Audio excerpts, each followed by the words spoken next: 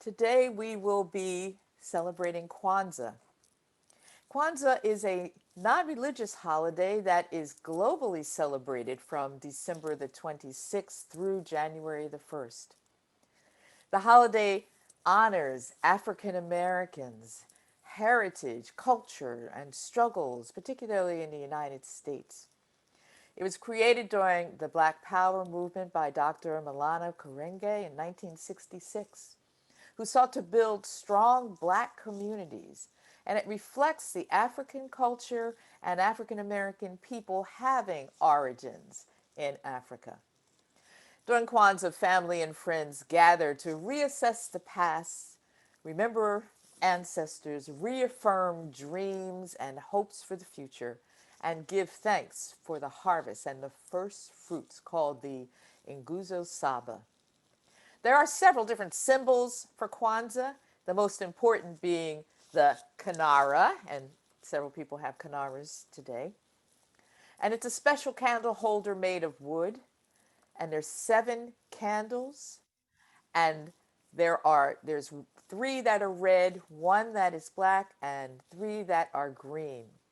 And the candles placed in the candle holder together represent the harvest.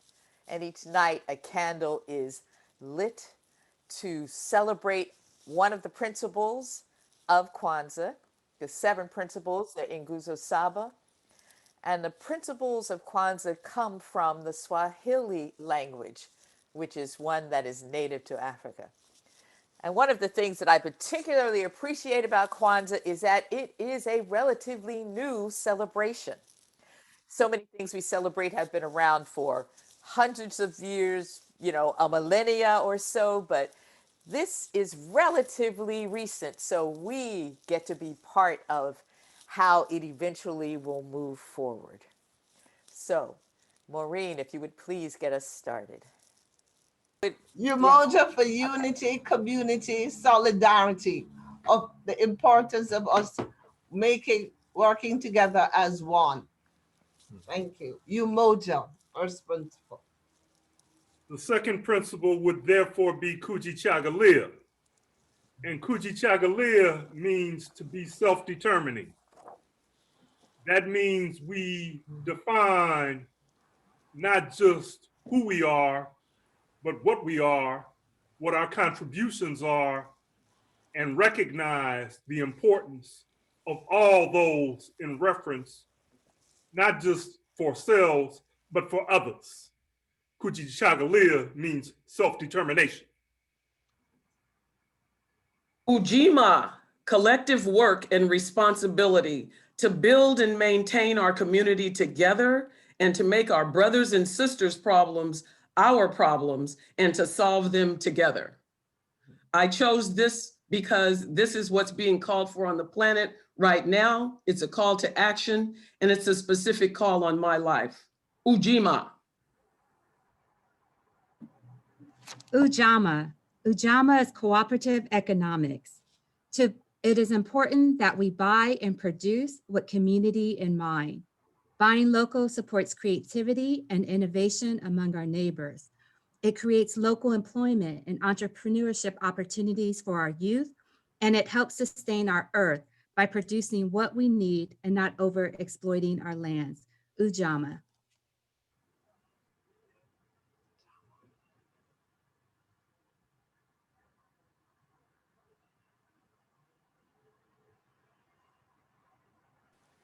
I should have known that. Thank you, Kathleen.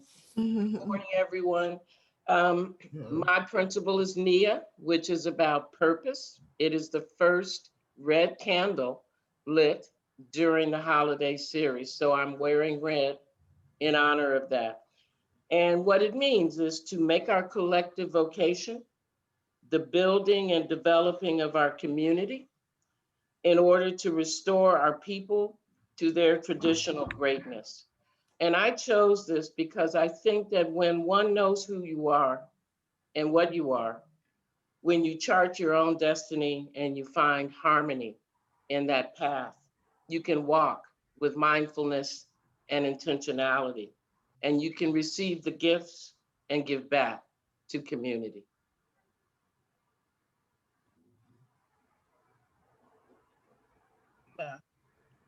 creativity to do always as much as we can in the way we can in order to leave our community more beautiful and beneficial than we inherited it.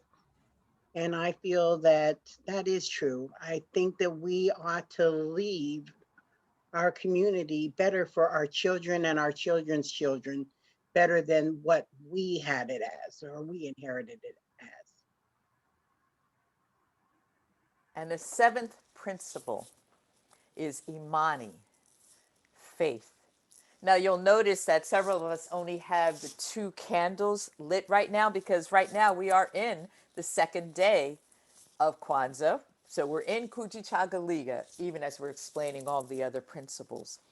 But on this seventh principle, faith means to believe in each other and everyone around us despite our struggles and despite our past. And also, there are people who, when they think of Imani, also think of believing in a higher power, believing in the divine, believing in ways of connecting with something larger than yourself. So, the seventh principle is Imani, faith.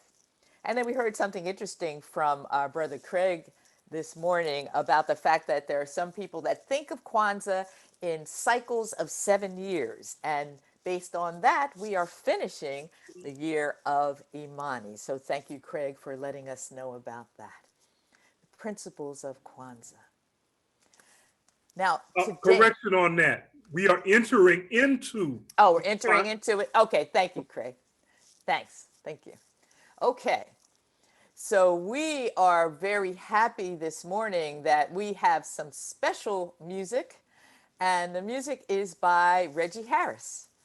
And some of you are already familiar with Reggie's music and with my music from the many years that Reggie and I recorded together and traveled all over the world, actually, together as a singing duo. And Reggie Harris is a well-traveled performer indeed, a lecturer, a cultural ambassador, and has also earned wide acclaim and respect from peers and audiences alike throughout the US, Canada, Europe, and around the world. Reggie combines spirituals and roots music, historic inspiration, and moving original songs. And often these songs have themes of unity and social justice. So it's so glad that Reggie could join us, particularly for Kwanzaa Sunday. So, Reggie, welcome to the church in Ocean Park, and looking forward to hearing your music. Thank you, Kim, and thank you all. I am so blessed and honored to be here with all of you and filling me with lots of spirit of hope this morning. I thought I would enter with you this morning with a spiritual. Those are the sorrow songs that Frederick Douglass, the songs that remind us constantly from which we have come, and yet give us the opportunity to really declare where we are and where we are going. So in the spirit of Kwanzaa and the spirit of those songs that have stood the test of time, keeping us together, moving forward, through all of those principles, we sing Wade in the Water.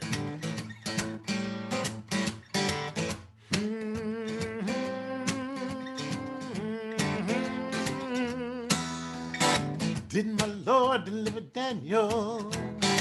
Did my Lord deliver Daniel? Did my Lord deliver Daniel? Did my Lord? Did my Lord deliver Daniel? He was in that lion's den, sat with the people that will see. I'm gonna start that again. Did my Lord deliver Daniel? Oh, when he was in the lion's den, sat with the 3 boys in the fiery furnace so they could get cool again. Stood with the people by the edge of the sea. He was with Jonah in the belly of the whale. Well, when our people heard those stories, they said, there ain't no way we're gonna fail, 'cause we're gonna wade in the water.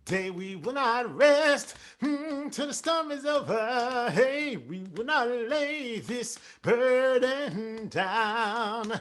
We will keep each other strong. We will love and carry on till we stand all together on solid ground. I know that you're weary. We all feel the pain. Sometimes the actions of the world will try your soul again, but I believe there's a better day, and it's coming our way. That's why we're raising our voices as we work today. We will not rest till the storm is over. We will not lay this burden down. Well, we will keep each other strong. We will love and carry on till we stand all together on solid ground. All around us there's hatred. All around us there's fear. Violence touches our lives and the message is clear. We mourn our martyrs, in our hearts they'll stay. Then we'll sing, we shall overcome and go on our way. We will not rest till the storm is over. Ooh, we will not lay this burden down. We will keep each other strong. We will love and carry on till we stand all together on solid ground. We will not rest till the storm is over. We will not lay this burden down. Oh, we will keep each other strong. We will love and carry on till we stand all together on solid ground. Till we stand all together on solid ground. Till we stand all together on solid ground. Wow, Reggie, thank you so much. Thank you for giving us what we need so we can carry on. We needed that so badly. Thank you so much. We have some more to come with Reggie too. We don't have, that's not it for him, so stand by. We have somebody else who's going to fill our souls this morning, Dr. Kathryn Jeffery. She has served as superintendent and president of Santa Monica College since February of 2016. With over 3 decades of diverse higher education experience, Dr. Jeffery's career path includes successful leadership roles as college administrator, counselor, and adjunct music professor. She's highly regarded for her knowledge and experience in educational leadership, student services and career technical education, and workforce and economic development. She's a passionate advocate for higher education who is courageous and takes pride in using a student-centered approach to face challenges and opportunities as a college CEO. Dr. Jeffery has championed issues related to diversity, equity, and inclusion throughout her career, as informed by her professional and personal experiences. She has led higher education organizations through critical emergency response operations such as wildfires, active shooter, civil unrest, and pandemic planning for business continuity. And she is adept at guiding community colleges both in rural, remote communities and urban, highly diverse environments.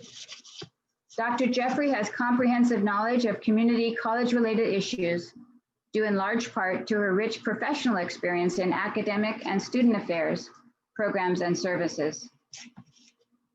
Dr. Jeffery holds a PhD in educational administration with an emphasis in community college leadership from the University of Texas at Austin, an MS in applied behavioral studies and education from Oklahoma State University, a Bachelor of Music Education with a major in piano, a minor in voice from Oklahoma State University. I think she's lived about 4 lives right there. A lover of the arts, especially music, Dr. Jeffery is also a talented classical pianist. We'll have to have her back in another capacity sometime. She is part of the CIOP community. Dr. Jeffery has been involved with the church in Ocean Park outreach into the community. She's been involved with Communitas and many previous Kwanzaa celebrations. We are honored to have her sharing her message with us this morning. Please welcome Dr. Kathryn Jeffery. Welcome. Good morning, everyone. Thank you, Reverend Janet. You are one of the people that I met when I first came into the community. In fact, I met you at community-wide events, but when we were out doing some things related to voting just prior to the 2016 election, Yeah. you kept me from having to stand in a very, very, very long line of people that wrapped around the block near the library. And I remember that so well because I was walking by with great dread in my heart about having to get in that line. And you reached out and touched my arm and said, "Oh, Kathryn, you can stand here with us." And then you introduced me to your family and all the people standing around, and I felt very included. And that's the way that you reach out to others in our community. And that has stayed with me. So thank you so much. It is my pleasure to be with you this morning. I have had a chance to participate in Kwanzaa programs with the church in Ocean Park before. And Reverend Janet has asked me before to be a Kwanzaa speaker, but I haven't been able to because I usually travel to be with my family in the Midwest at this time. This year, I am home here in Santa Monica, but Reverend Janet told me it didn't matter if I was going to be in the Midwest this year because I would be able to join you via Zoom. So she had it all worked out that I would be with you this year. So I want to keep my remarks within the time frame. I'm known to go over, so I'm going to try to watch this. Not because I enjoy speaking. Once I get on a roll, I get lost in the message, and I get lost, and I have to kind of reel myself back in. But Kwanzaa is a festival that allows us to celebrate and come together as a community with a focus on African-American communities, but it has caught on in other communities as well. And I really like that about Kwanzaa. It is not exclusive to African-Americans, and other people seem to enjoy studying the principles, learning about the principles, and applying them in their own lives. One of the reasons for the creation of Kwanzaa, you've heard some of the story, but it was intended to recognize the first harvest, but also to give African Americans a way of framing the holiday season with a counterbalance to the standard commercialism of shopping, the routine, the frenzied approach we all take to shopping for gifts to give to others, and to focus our communities more inward toward what we need within our own homes, within our own neighborhoods to sustain and to promote us throughout the year. Kwanzaa originally centered around 5 principles: in the gathering, reverence, commemoration, recommitment, and celebration, which in part we're doing here today, little pieces of all of these. The 7 principles that you heard acknowledged at the start of the program are part of what I want to share with you today. And I pulled out 3 of the principles: self-determination, Kujichagulia; purpose, Nia; and faith, Imani. Before I delve into the message, I want to thank the planning committee for the annual Kwanzaa recognition that's hosted by the church in Ocean Park. This is really an important thing to do in our community. And I'm really proud that you do this. I want to give a special thank you to Reverend Janet McKithen, who has, I've already noted, really been a major connecting point to the Santa Monica community for me.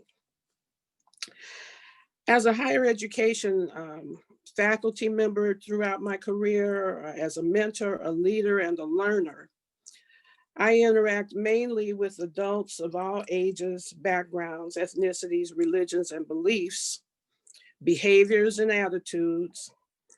And as a superintendent president of Santa Monica College, a highly recognized and valued higher learning organization, I rarely step outside of my home without thinking about how I will be viewed as a representative of Santa Monica College. Even if I don't see people that I know or recognize when I'm out and about in the community, there will likely be someone who sees me and recognizes me because of my connection to the college. That can happen in Santa Monica, it can happen in Malibu, it can happen in LA, it can happen in Long Beach, it can happen at the airport. It can happen in Northern California when it can happen when I'm going out of state, because Santa Monica's presence reaches far beyond the boundaries of our city. So with that in mind, I'm always conscious of how I look when I walk out of the house, how I express my opinion about things in the community, because rarely will people say, oh, Kathryn Jeffery said this, or Kathryn Jeffery went to this location, or Kathryn Jeffery behaved in such a way.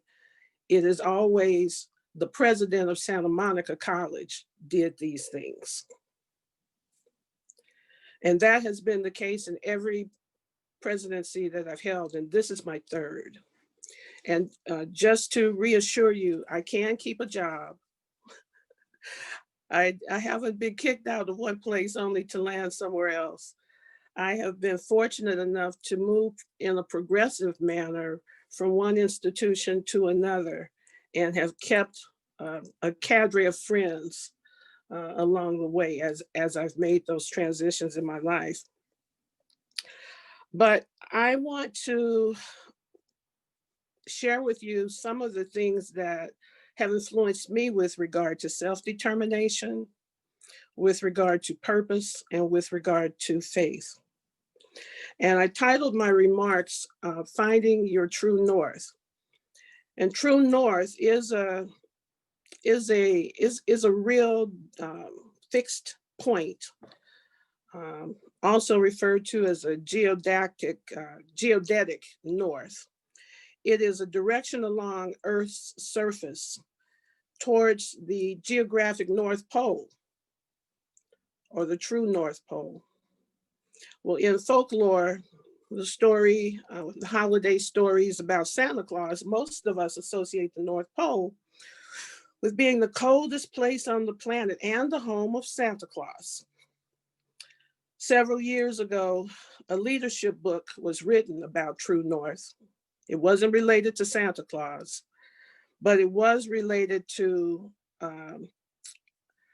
how a gentleman ran his company and the way in which he connected with the people who worked in his company. And so much like the story of Santa Claus and the helpers that were part of his North Pole family who made the toys each year that would be delivered to all of the children, this man who wrote True North, and I'll share with you his name, but I don't really want to focus on him. I want to focus on his message.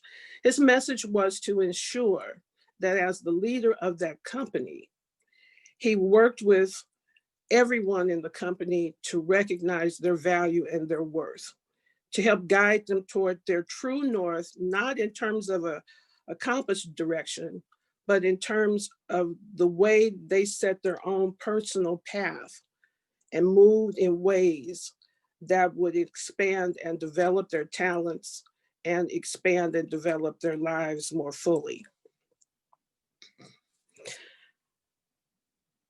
I've used many of the tools in the True North book to help me find my way through challenges and barriers, and to recognize also the opportunities and the benefits that are along my path.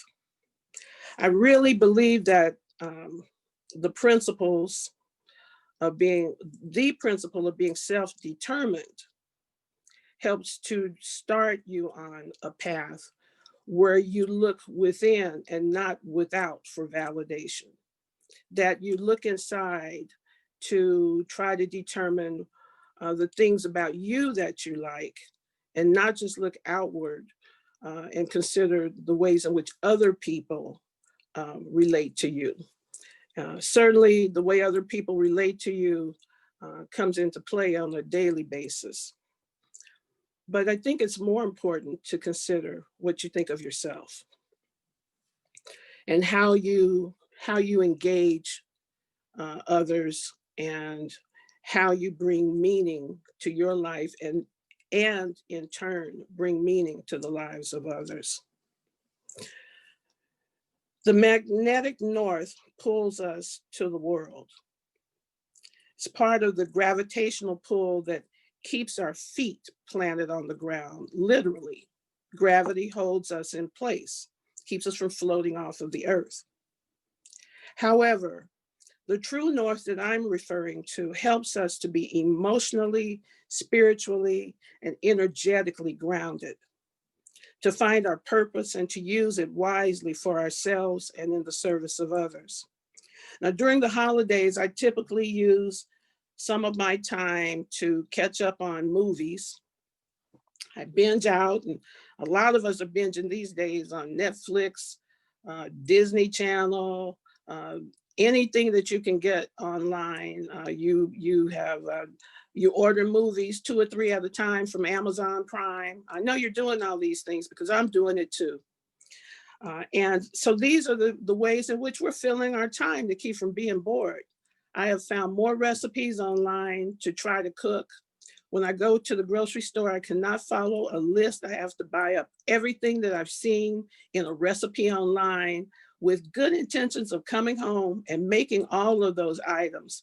And sometimes I get through a few of them, but I don't get through all of them. So I have to admit, I've been somewhat wasteful and had to throw away some things that just didn't last in the fridge until I was able to use them in a recipe. But I'm learning new things. And as I watch the movies and catch up on old TV shows, I'm learning a lot of things about our society and how we've progressed, and also about how we have not. I was watching old episodes of The Love Boat recently.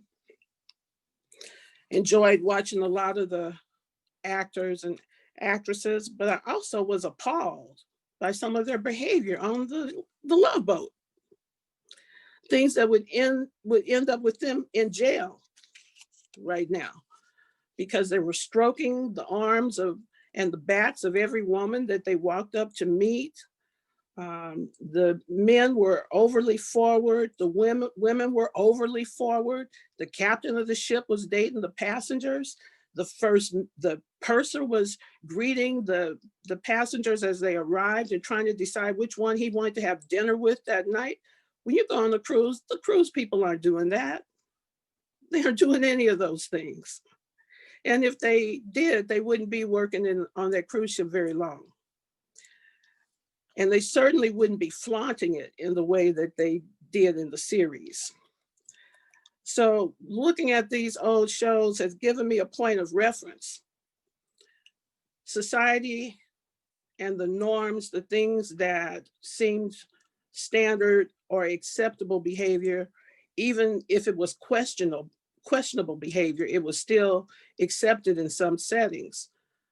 We are moving beyond that, and we need to even move further beyond some of those types of ways of engaging. But with one of the movies that I saw recently, the movie was called, or is called, Soul, S-O-U-L. And in the movie Soul, it's a Pixar film made in combination with Disney. And it's the first such animated movie featuring a lead character who is depicted as an African-American man. There are many opinions about the pros and cons of the movie Soul. I've seen them online. But what I will say about this movie is it's giving a lot of people meaningful work. They engaged a lot of individuals in the process of consultation for this movie, including individuals who are recognized for leadership in the African-American community, religious leaders, spiritual experts, organizations that represent the Black community, organizations that represent diversity and inclusion, 100 Black Men, the United Negro College Fund, the Links Incorporated, the Museum of African American History and Culture, the NAACP, and the list goes on. The movie throughout covers the dilemma individuals face when they feel they have no purpose, that they never got a chance to experience their spark, the thing that inspires an individual to live creatively with the faith that they matter and with the faith that they have value in this big and confusing world. So what I want to say to you is I don't have the answers to all of this. What I know is that when I don't have faith in myself and my abilities, regardless of what other people say to me, that is when I falter, when I don't have faith in myself. Self-determination is about having a way to ground yourself with the beliefs that you sometimes sometimes the beliefs will come from your family. Sometimes your beliefs come from your community, people you interact with through school, through church, through friends, through ceremonies and celebrations like the one we're doing right here. Self-determination is not guided by groupthink. It may be informed by groupthink, but it is not guided by groupthink. Self-determination is when you set some boundaries for yourself and how you're going to interact with the world and how you set forward on a plan, a direction that will help to lead you toward things that that recognize your talents, that recognize your strengths and your abilities. And through that journey, you build your knowledge about your surroundings, about what you're capable of doing, areas where you may have self-doubt. Those areas get smaller. They don't necessarily go away, but they have less impact on the choices that you make. Each day provides an opportunity to become more fully you. Along the journey, you start to interact with your teachers, your friends, your family members, and as you get older, you become more confident about the best choices that you need to make, the choices that bring you the outcomes that you really want in your life. And you also learn to move away from those choices that you've made that have caused you some pain and have caused you to wonder, wow, why did I do that? Why did I allow myself to get drawn into that? Or why did certain things happen to you? And it's not always your fault. But many times we do have options. We do have choices. In the movie Soul, many souls have, I focused on the fact that it's kind of, if you've ever seen the movie Coco, where someone mistakenly goes into, they transition into the afterlife. In souls, a separation occurs. And the main character, who is a jazz pianist, ends up not in the afterlife, but in the before life. Before personality gets assigned, before strengths and characteristics get assigned. And he's there watching all these soon to be souls, souls soon to be people prepare for moving into a body, to become actualized as a human being. What's pretty interesting about this is the character, the main character, has a chance to see his life through the eyes of someone else. And as he sees his life articulated through someone else, through someone else's eyes, it's through someone else's processing and interactions with other individuals, he learns some things about himself that he doesn't like very much. And he also realizes that there's a benefit to stepping back and looking at your life in a way that is not just colored by past experiences, but also that's colored by the possibility of new experiences. The story, I won't tell you anymore. I'll leave that for you to see and interpret for yourselves, because it engages your thought process. At least it did for me. It made me really reflect on not just how I see myself, but how what I do makes a difference in the lives of others. And in this past year, where we've had so many people who have lost loved ones, I don't know about you, but as I think about people that I talk with, people that I know deeply, people that I barely know, and even in my own family, there have just been a number of losses. Not a week goes by that I don't hear about several individuals with a loss, a very significant loss. And in reflecting on this movie, I'm thinking, you know, the afterlife is important.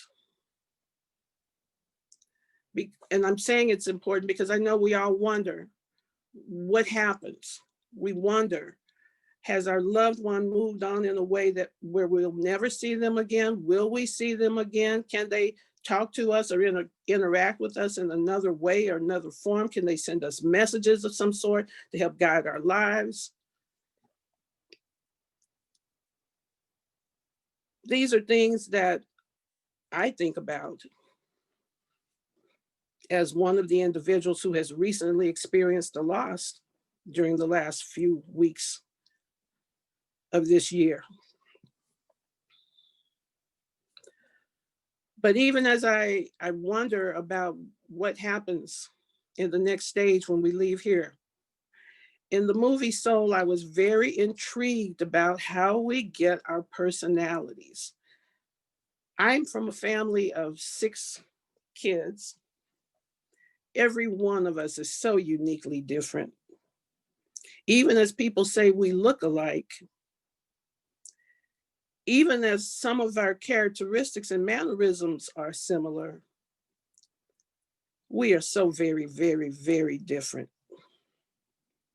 I even had someone ask me once, are you sure you're related to this person that you say is your sister or your brother? I said, yeah, I'm sure. I'm absolutely certain. I don't need Jerry Springer or Maury Povich or anybody to make that truth for me. But even with that, I know that my parents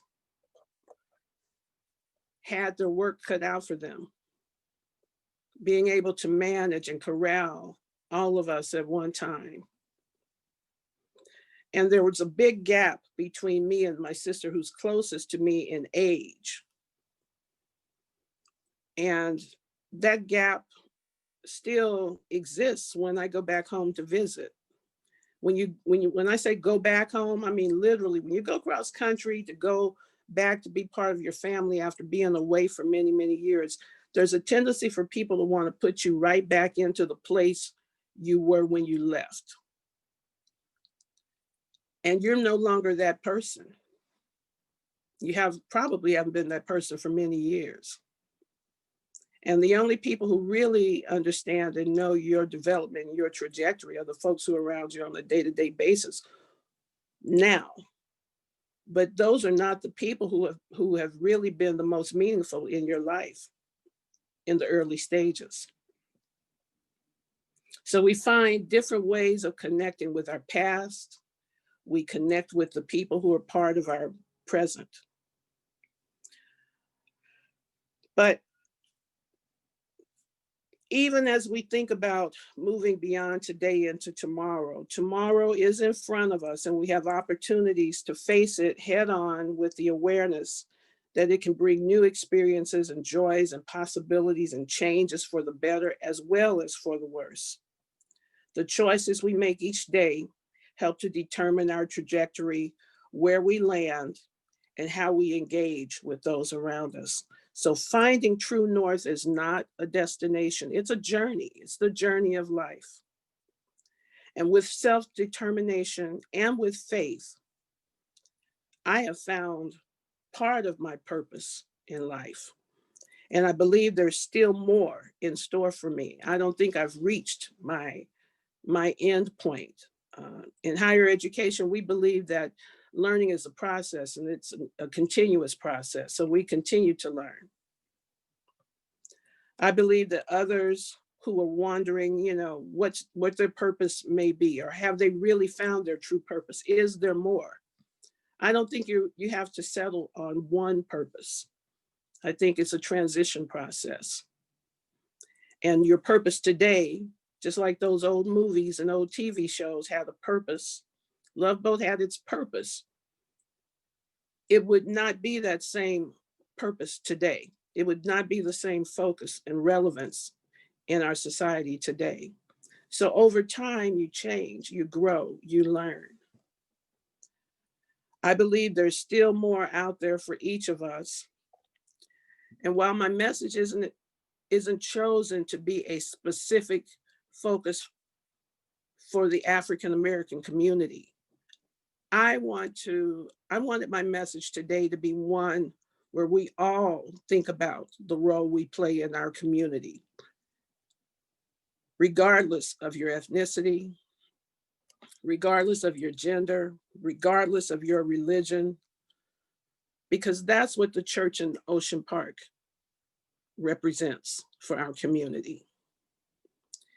You represent opportunities for us all to learn and grow from each other. Had I stayed in Oklahoma City, I would not be with you now. Had I stayed in Oklahoma City, confined to my box, to my place and my order in my family, in my church, in my community, I would not be in this place where I can share with you now. I feel as though while I would have been on a different path that may also have been meaningful, I rather doubt that it would be as rich and fulfilling as the life I have right here, right now. In my role as the president of Santa Monica College, in my role as a community member, as I sit in my home, confined, just like the rest of you in this moment where we're sharing this celebration via the internet. But I have grown this past year.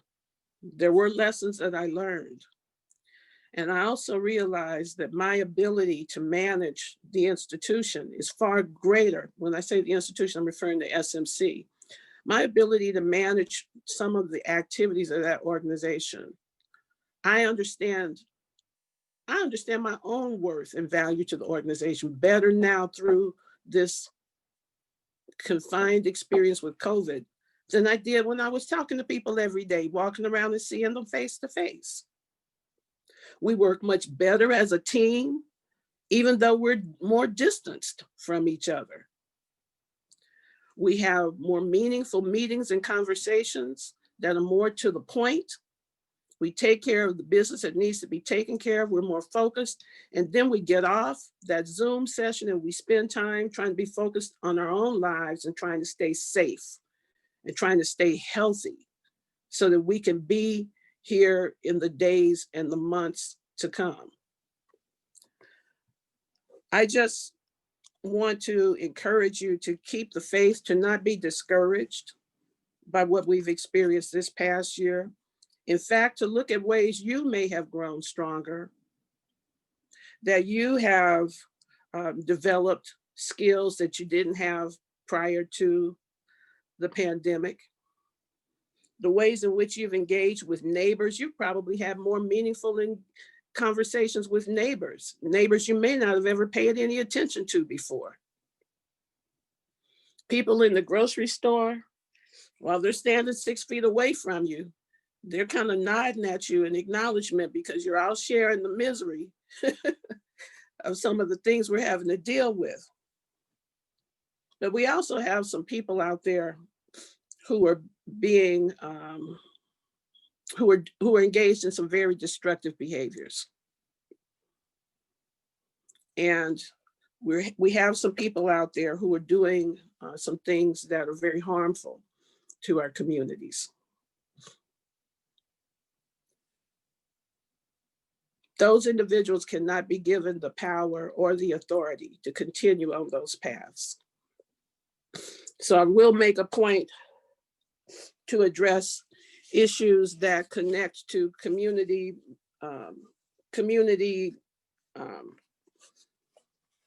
influences that try to destroy community. That cannot be given. We cannot breathe life into that.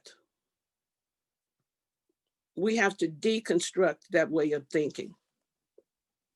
That's not helpful to small communities, and it's certainly not helpful to the country.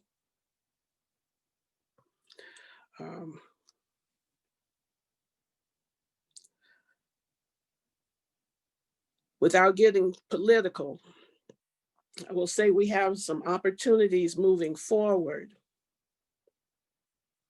to do some things differently in our country, to manage ourselves in ways that are more geared toward creating space for us to engage with each other in harmony. That's a benefit to everyone. Disharmony has a place in music. It's called dissonance. And the gentleman that played the music earlier, Reggie, the dissonance in music is never or rarely left hanging. It is always resolved.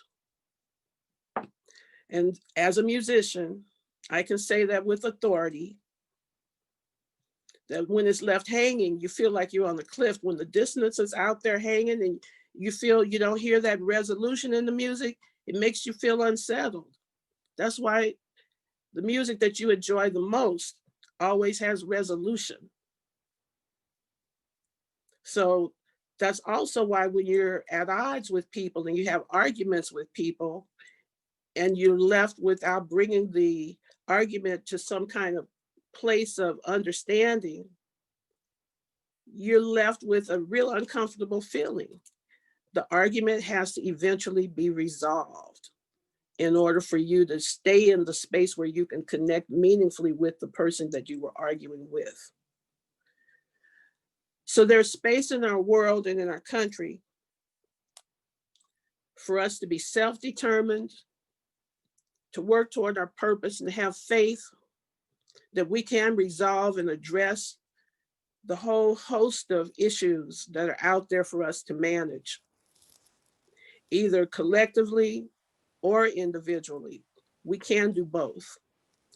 I thank you for your time, for giving me a moment to share kind of a range of things. I've gone from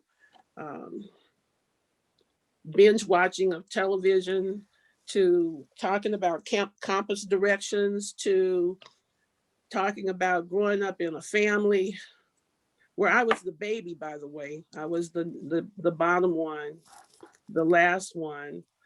And they still deal with me sometimes, as though I have to take direction and guidance from my older siblings. But I have to say, at this particular stage, some recent things have happened that make me okay with that. So I'm happy to be with them and to enjoy their company and give them their place, my older siblings, to give them their space, their place. And at the same time, carve out my space with them based on who I am right now. So we're learning together in the family. We're learning together in our communities. And I am so grateful to be part of a community that embraces me and includes me. And I have to stand in my truth that I belong in that space. It was not a gift. It was not an accident. My purpose has led me to this point. And wherever I go from here, I want to be able to be grateful enough to appreciate that point when I reach it, and to be wise enough to see it once I've arrived. So happy Kwanzaa to all of you. I send you positive energy to lead you in a healthy way and in a safe way, in a joyous way, in a loving way into 2021 and through 2021 until we're able to be together again for our next Kwanzaa celebration. Thank you. Thank you so much, Dr. Jeffery. Thank you. And amen, ashe, and amen, and ashe. So, Reggie, I think you have a song for us right now. I do. New beginnings, new opportunities. We rise.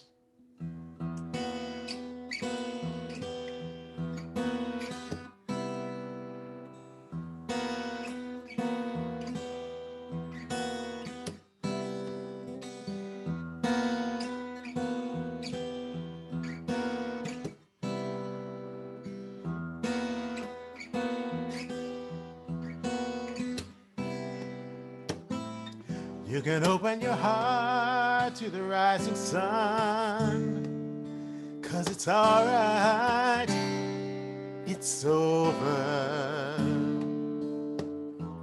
Been a long, long journey, now that's done, and it's all right, it's over. Remember how you cried just one more day. The pain so deep inside, all you could say, will I get over? Can I get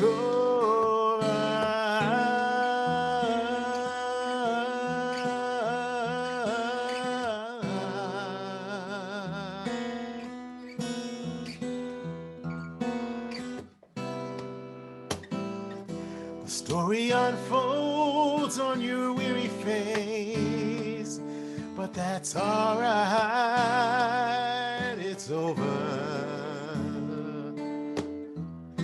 Somehow you made it through, you found the grace to say it's all right, it's over. The light is shining now for all to see. The pain is fading, you can set your heart free. Now that it's over, you know it's over. You can raise your voice, let the angels sing. You can rise right up, learn to spread your wings. Hallelujah. A new day is here. You got a new race to run. Resurrection Day. Resurrection Day. Oh, Resurrection Day. Resurrection Day. Now you are rising. You are rising.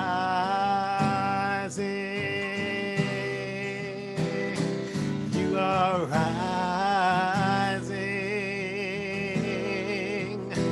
Oh, you are rising. Rising. You can raise your voice, let the angels sing. You can rise right up, learn to spread your wings. Hallelujah. A new day is here. You got a new race to run. Oh, you can raise your voice, let the angels sing. You can rise right up, learn to spread your wings. Hallelujah. New day is here. You got a new race to run.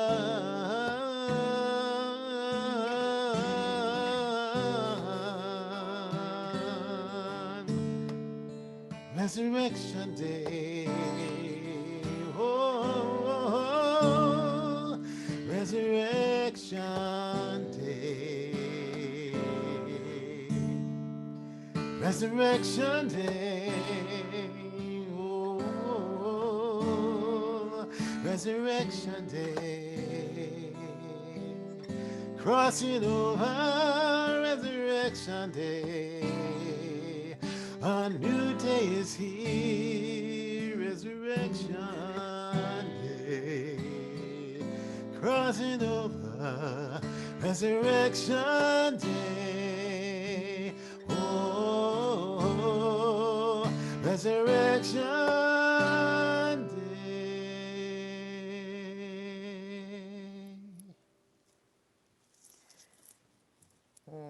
Thank you so much, Reggie. Thank you.